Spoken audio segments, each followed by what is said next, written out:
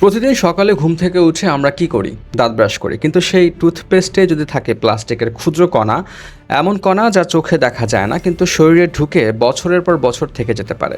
সম্প্রতি বাংলাদেশের একটি গবেষণা ঠিক এমনই উদ্বেগজনক তথ্য সামনে এনেছে।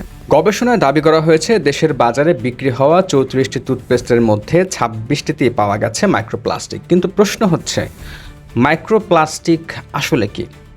এটি শরীরে কিভাবে প্রবেশ করে আর এটি কাদের জন্য সবচেয়ে বেশি ঝুঁকিপূর্ণ?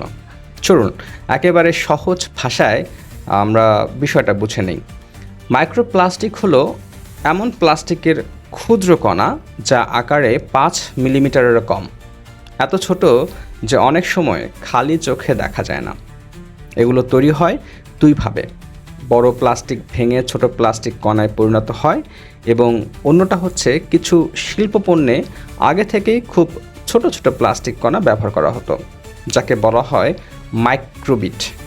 এই কণাগুলো শুধু সমুদ্র বা নদীতে নয়, এখন বাতাসে, খাবারে, পানিতে, এমনকি মানুষের শরীরেও পাওয়া যাচ্ছে। সাম্প্রতিক বিভিন্ন আন্তর্জাতিক যে গবেষণাগুলো হয়, সে আন্তর্জাতিক গবেষণায় মানুষের রক্ত, ফুসফুস, প্লাসেন্টা এবং কিছু ক্ষেত্রে মস্তিষ্কের টিস্যুতেও মাইক্রোপ্লাস্টিকের উপস্থিতি শনাক্ত হয়েছে।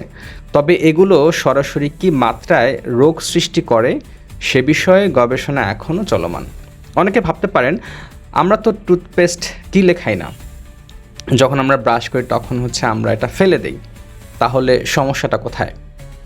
টুথপেস্ট থেকে শরীরে আসলে কিভাবে এই মাইক্রোপ্লাস্টিক যায়?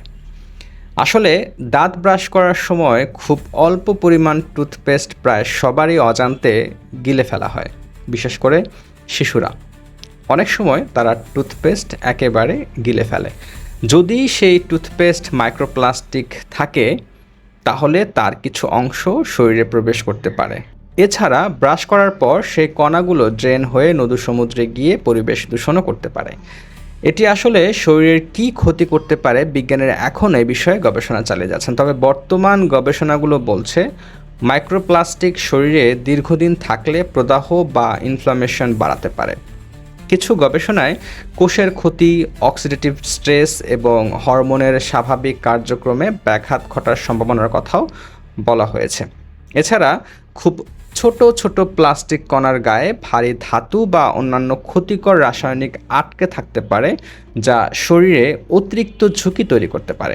তবে একটি বিষয় পরিষ্কারভাবে মনে রাখতে হবে, টুথপেস্টে মাইক্রোপ্লাস্টিক পাওয়া গেছে মানেই এটি ব্যবহার করলে নির্দিষ্ট কোনো রোগ হতে পারে, এমন সিদ্ধান্ত এখনও বিজ্ঞান দেয়নি। কিন্তু অপ্রয়োজনীয়ভাবে শরীরে প্লাস্টিক প্রবেশ কমানোই বিশেষজ্ঞদের পরামর্শ।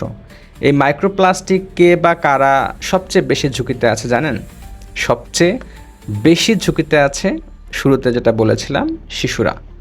তারা এই পেস্ট দিয়ে যখন ব্রাশ করে তখন এটা গিলে খেয়ে ফেলে। আর দ্বিতীয় ঝুঁকিতে রয়েছে গর্ভবতী নারীরা। ছোট শিশুদের ক্ষেত্রে অপ্রয়োজনীয় রাসায়নিকের সংস্পর্শ যতটা সম্ভব কমিয়ে রাখার পরামর্শ দেন বিশেষজ্ঞরা। তৃতীয় হচ্ছে যারা প্রতিদিন নিয়মিত একই ধরনের পণ্য দীর্ঘদিন ব্যবহার করেন, তাদের ক্ষেত্রেও সচেতন থাকা গুরুত্বপূর্ণ। পরিবেশ বিষয়ক গবেষণা সংস্থা এসডো 1 বছরের গবেষণার পর জানিয়েছে, বাংলাদেশের বাজারে বিক্রি হওয়া 34টি টুথপেস্টের মধ্যে 26টিতে মাইক্রোপ্লাস্টিক শনাক্ত হয়েছে। সবচেয়ে বেশি প্লাস্টিকের কণা পাওয়া গেছে মেডিপ্লাস ফ্লুইড জেলে। এছাড়া কয়েকটি পরিচিত ব্র্যান্ডের কিছু ভেরিয়েন্টও বিভিন্ন মাত্রায় মাইক্রোপ্লাস্টিক পাওয়া গেছে বলে প্রতিবেদনে উল্লেখ করা হয়েছে। অন্যদিকে কয়েকটি টুথপেস্টে কোনো শনাক্তযোগ্য মাইক্রোপ্লাস্টিক পাওয়া যায়নি বলেও সেই গবেষণায় উল্লেখ করা হয়েছে। তবে কোন কোন পেস্টটিতে পাওয়া যায়নি সেটি কিন্তু ওই গবেষণায় উল্লেখ করা হয়নি, বা যে নিউজ মিডিয়াগুলো রয়েছে সেখানেও আসেনি। এই গবেষণাটি জাহাঙ্গীরনগর বিশ্ববিদ্যালয়ের পরিবেশ বিজ্ঞান বিভাগের ল্যাবরেটরিতে বৈজ্ঞানিক পদ্ধতিতে পরিচালিত হয়েছে বলে সংবাদ সম্মেলনে জানানো হয়েছে। একটি গবেষণা আমাদের সতর্ক করতে পারে, কিন্তু চূড়ান্ত সিদ্ধান্ত দিতে পারে না। তবে এই গবেষণা একটি গুরুত্বপূর্ণ প্রশ্ন তুলে ধরেছে।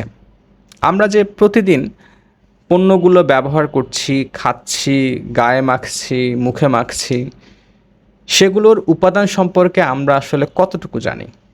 সচেতন ভোক্তা হওয়া, নির্ভরযোগ্য গবেষণার তথ্য অনুসরণ করা এবং প্রয়োজন হলে উৎপাদনকারী প্রতিষ্ঠানের কাছ থেকে স্বচ্ছতা দাবি করা, এটাই হতে পারে সবচেয়ে দায়িত্বশীল পথ। ভালো থাকবেন। আল্লাহ হাফেজ।